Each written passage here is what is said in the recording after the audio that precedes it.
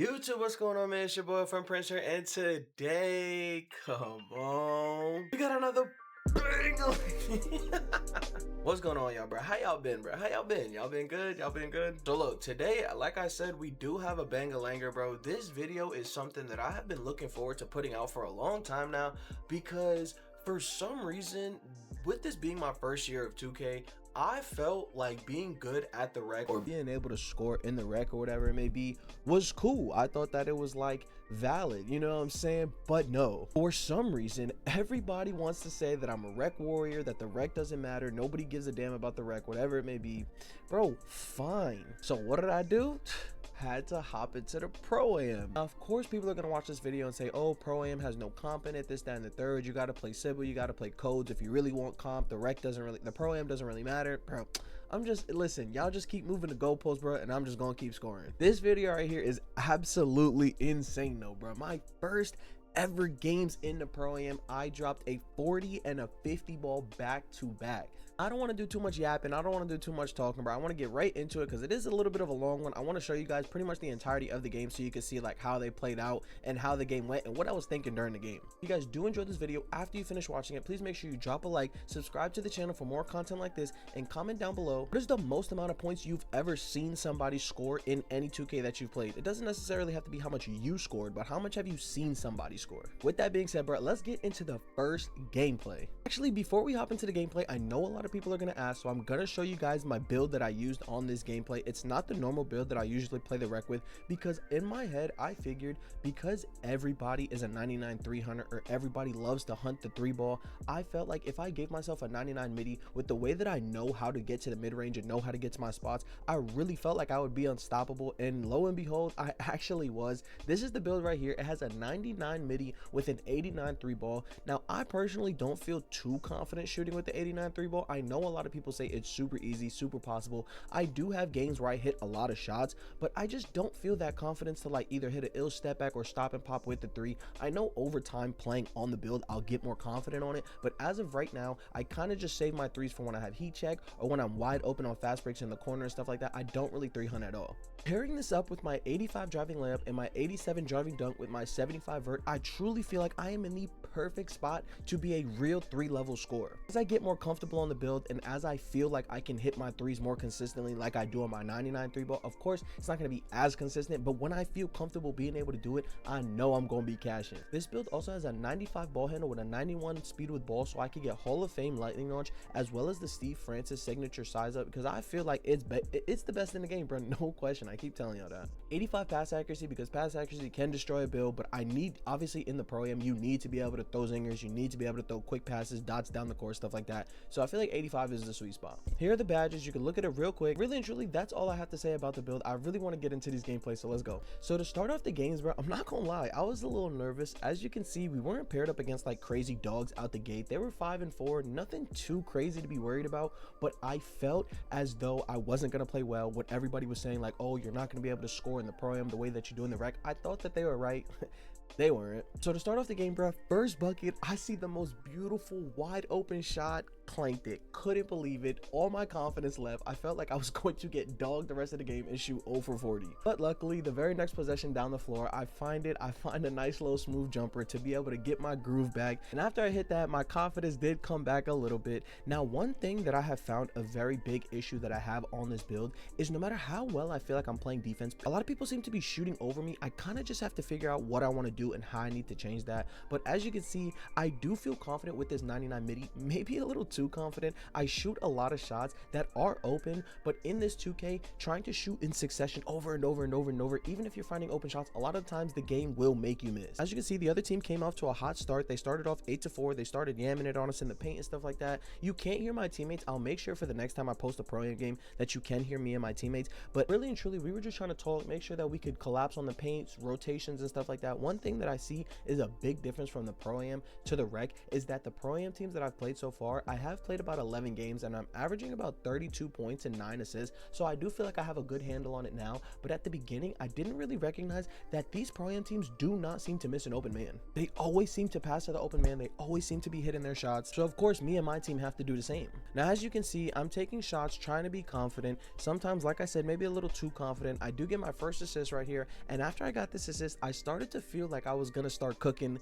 And then I missed my very next shot, dude. The ProAm timing is so much different. The latency is absolutely just, it's so much different than the reg. I genuinely feel like when I go from the reg to the ProAm, I'm playing two completely different games. But of course, bro, shooters gonna shoot. And I know if I get that confidence in me, I'm going to find my shots. I'm going to find my spots. And if I can start getting that timing down, I'm gonna start greening. So at the end of the first, you can see that we're down by 6. And like I said, I was feeling confident, but I was also feeling just a little bit like nerves to start the game. Starting the second quarter, did not feel anything like that. I could see that these players that I'm playing against already, I could see that they could be had, bro. I could get to my spots, I could get to my shots, and I could play confidently. A lot of these players seem to do the same thing that the rec players do. They play preemptively, they jump a lot when they shouldn't. They just play this pretty much the same exact way, just more organized. But I come hot out the gate, I'm hitting my middies, I'm hitting my threes, and I start to feel as though I can't miss. And when I start to feel like that, bro, it starts to become a problem, because then my heat check starts to activate. I hit 3 in a row. That fourth one is always cash. Take it to the bank. And with that legend shifty shooter, bro, like I said, once I know my timing, it's over.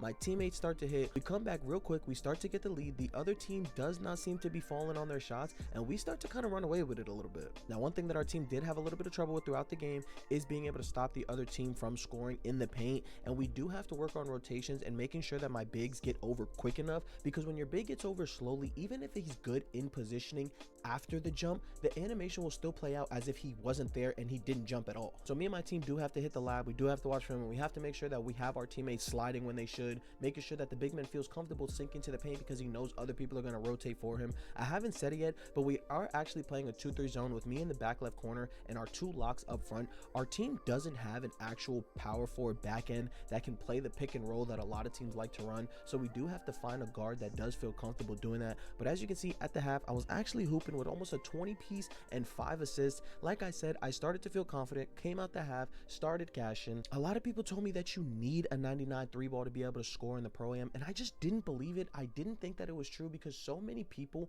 overestimate and like they overthink how good they actually are at defense, and they don't realize that it is super easy to get to a bucket. It's super easy to get to open space, and once you get there, even if they're there, it's really all about the timing. As you can see, this game is pretty close here in the third quarter. My big men are getting really big boards to not only keep my team in the game but also in the lead. I always say that 2K is a game of momentum, and if you can see in these clips here, a lot of the time the way that my team is staying in the lead and the way that we continue to push ourselves towards the victory is that the other team seems to be missing shots and not slowing down the game. They just keep thinking, if we just keep shooting, if we just play faster, eventually our shots will start to fall and we'll start to catch up. When sometimes that strategy does work and you do find yourself hitting 3 after 3 after 3, as you can see, the game is tied here going into the fourth, but oftentimes, more often than not, you'll find your team down 10, 12, 14 points super quick, bro. Before you even realize it, you were down. It was 49-49, and then it's 64-52, because you don't realize that those fast break points add up, those fast break threes add up,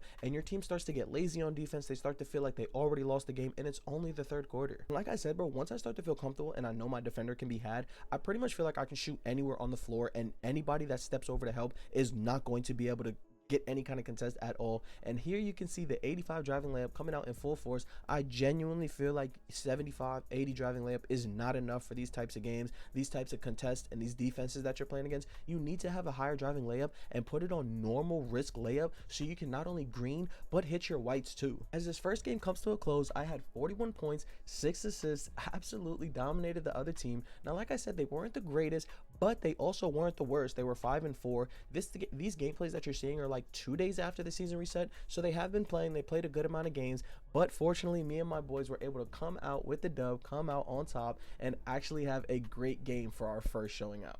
Now, going into this next game, I'm not gonna lie, I was a little bit more nervous because this team was 6-2. They were diamond ranked. This is the second day of the new season, as well as the fact is their point guard almost averaged 20 points and 15 assists, so I felt like he was gonna be a force to be reckoned with. He wasn't. Me and my team talked after the first game, and we realized that a lot of our problems came from the ability of the other team to just score in the paint at will. So we really tried to hunker down and focus on what we were doing in terms of the paint defense. And if we had to die by the three, it was okay, because we could also come back on the other end and know that we could consistently score. Both teams came out to a pretty hot start. No team really got out in front of the other one to start off the game. So I was really confident in our ability to take away with it, because if I don't feel as a team is just way better than us, or players are way better than us, I always feel the confidence to win. I always feel like it's our game to lose. As well as the fact is, this game I was trying to focus on my assists more, because last game I felt like I was shooting just a little bit too much to start the game. So I definitely wanted to start assisting more and then see if I could get my buckets when they came. Once again, that 99 mini is so Emerald Olive Forest green, bro. It does not matter where I shoot it on the floor. I feel so much confidence to green every single time I put up the ball. A lot of people wonder why I put a 97 free throw on this build, and this kind of play is exactly why. Once you start hitting these middies, people cannot mind their business. They're pressing square all the time because they're trying to get those rips after you push cross or whatever it may be, and they foul a lot. And I'm always trying to hit the free throws. I want to go 10 for 10 if I'm shooting free throws. Once again, the mid-range on this build is the magnum opus. Once I touch the ball, I feel like I'm going to be able to get to a spot to score. The only time that I have found trouble scoring is when my teammates aren't really hitting their shots, because then defenses kind of collapse and they like step off of my teammates a little bit more, and it gets very difficult for me to find those open spaces that I do when my teammates are hitting, because when I push cross or I'm slashing into the paint, I can bounce pass out and my teammates cash it. Nobody can step over, and then it's kind of just a one-on-one, and they're always on an island. Layup on this build is so sweet, it's so smooth, because a lot of big men feel like they can step over late, or they can just put a hand up and get those those ghost contests or whatever it may be, and they can't. They have to step over and either get a clean block or a full body up animation for me to miss my layups. Takeover that I'm running on this build is Deep Bomber. I'm not exactly a fan of this takeover, because it's super easy to get takeover this year, and people just get takeover for doing pretty much nothing, and now they can shoot from 45 feet. I don't like the takeover, but I do know that when people see the takeover, in their head they instantly feel like you're a 3-level threat, and especially you can shoot from the logo, so they step out really far to guard you. And with a 99 midi, it makes it so much easier to just push cross by them or hit them with a little hesitation, get right around them and hit that midi. This gameplay is actually going to be a little shorter than the first one, because this game did not go down to the wire. We absolutely started to run away with the game, because like I said, bro, once we feel confident in our ability to play, especially once I feel confident in my ability to get to a bucket whenever I want, it opens up the floor so much more for me and my teammates. My teammates were cashing this game, playing absolutely stellar defense. It got to the point where we were kind of just having fun with it, man. I was shooting half courts, I was shooting from so deep, seeing what this 89 3-ball with takeover could really do. At the half, I had 22 points and 7 assists, which is actually insane for a pro-am game. I genuinely felt like I was back in the red. I came out the half cash and we were already up 17 points, and like I said, this game kind of just turned into a blowout. I'm just going to show you guys how me and my teammates were just finding our spots, how that 99 midi can really cut up a pretty decent team. I think they were 6-2. That's not like great. They're obviously not on track to be the best in the world, but I do feel like you have to give props where props is deserved, because a lot of people like to say, oh, rec is so easy, but then their squad is like 5-5, or you know what I'm saying, 8-9. And if you're beating teams consistently, whether you think that it's ranked or you think that it's comp or not, you have to understand, you have to like give it props to the fact that it's not the rec. You know what I'm saying? These people actually feel like they're good players, so they take themselves where the good players go and they hoop up. Once again, this game was an absolute old-fashioned ass whooping. I think we beat them by like 30 or 40 points. I'm definitely starting to feel more confident in the pro-am. You're 100% gonna see more videos like this, and like I said, I'm gonna have my teammates on the mic and you're gonna be able to hear us like in real time instead of like commentary style, because I do feel like the comms are so intense, bro. It really takes me back to when I played Call of Duty. It's so much fun, and when you have teammates that know how to play defense, it feels like you're playing a completely different game than in the rec, where you're kind of just pub stomping and you can kind of just run around and do whatever. And if you have 1 or 2 people on your team that are talented at the game or have like a lot of stick skill and can just score whenever they want, it makes the game super easy. But in the pro-am, you actually have to lock in and try. As you can see, bro, it was kind of an easy dub. No, nothing to it but to do it for real. If you guys did enjoy this video, please make sure you drop a like, subscribe to the channel for more content like this, as well as drop a comment on the most amount of points you've ever seen anybody score. Thank you guys so much for watching, and I will see you in the next one. Deuce.